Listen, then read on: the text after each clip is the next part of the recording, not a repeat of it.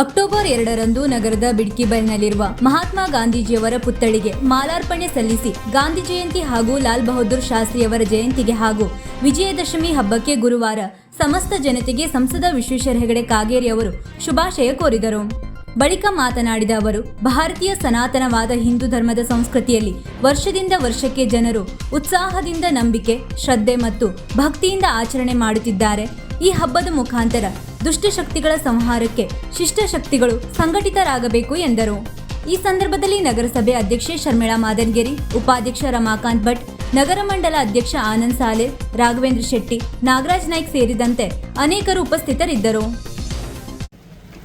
ವಿಜಯದಶಮಿಯ ಹಾರ್ದಿಕ ಶುಭಾಶಯವನ್ನು ನಾನು ಸಲ್ಲಿಸ್ತಾ ಇದ್ದೇನೆ. ಭಾರತೀಯ ಸನಾತನ ಹಿಂದೂ ಧರ್ಮ ನಮ್ಮ ಸಂಸ್ಕೃತಿಯಲ್ಲಿ ವಿಜಯದಶಮಿಯನ್ನು ಬಹಳ ಉತ್ಸಾಹದಿಂದ, ಬಹಳ ನಂಬಿಕೆ, ಶ್ರದ್ಧೆ, ಭಕ್ತಿಯಿಂದ ಆಚರಿಸುವಂತಹ ರೂಢಿಯಿಂದ ಬೆಳೆದಿದ್ದೇವೆ ನಾವೆಲ್ಲ.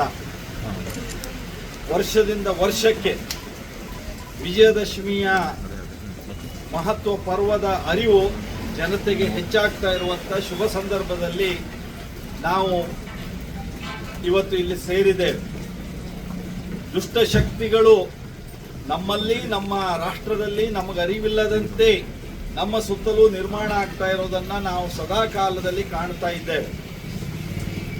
ಈ ಸಂದರ್ಭದಲ್ಲಿ ವಿಜಯದಶಮಿಯ ಬಹಳ ಮುಖ್ಯವಾದಂಥ ಸಂದೇಶವಾಗಿ ದುಷ್ಟಶಕ್ತಿಯ ಸಂಹಾರಕ್ಕೆ ಶಿಷ್ಟಶಕ್ತಿಗಳು ಸಂಘಟಿತವಾಗಬೇಕು ಅನ್ನುವಂತಹ ಈ ಸಂದೇಶವನ್ನು ನಾವು ಸಾರಿ ಸಾರಿ ಹೇಳಬೇಕು ಮತ್ತು ನಮ್ಮೆಲ್ಲರಲ್ಲಿ ಇರುವಂಥ ದೋಷ ದೌರ್ಬಲ್ಯಗಳನ್ನು ದೂರ ಮಾಡಿಕೊಂಡು ರಾಷ್ಟ್ರ ಕಟ್ಟುವಂಥ, ಧರ್ಮ ಸಂಸ್ಕೃತಿಯ ರಕ್ಷಣೆಗೆ ಬೇಕಾದಂಥ ಸಂಕಲ್ಪವನ್ನು ಇಂಥ ಶುಭ ಸಂದರ್ಭದಲ್ಲಿ ಮಾಡಬೇಕು ಅಂತ ನಾನು ತಮ್ಮಲ್ಲಿ ವಿನಂತಿಸ್ಕೊಳ್ತೀನಿ.